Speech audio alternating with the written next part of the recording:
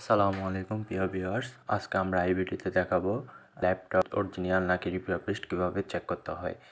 অনেকে হয়তো নতুন ল্যাপটপ কিনলেন, হয়তোবা অনেকে নতুন ল্যাপটপ কেনার জন্য চিন্তাধারায় আছেন, কিন্তু এটি অরিজিনাল নাকি রিফারবিশড কীভাবে চেক করতে হয় তা অনেকে জানেন না। আজকে তাদের জন্য এই ভিডিওটি। রিফারবিশড অর্থ হচ্ছে পুরাতন বা নষ্ট ল্যাপটপ ঠিক করে নতুনভাবে মার্কেটে সেল দেওয়া। এটি হলো রিফারবিশড। আজকে আমরা এই ভিডিওতে দেখব ল্যাপটপের রিফারবিশড নাকি অরিজিনাল কীভাবে চেক আপ করতে হয়। তার জন্য আমরা এখানে সার্চ বারে রান অপশনে চলে যাব, অথবা Ctrl+R ক্লিক করলে রান চলে আসবে। তারপর এখানে টাইপ করব MS Info 32, তারপরে ওকে বাটন ক্লিক করব। তারপর এখানে চলে যাবে সিস্টেম SKU।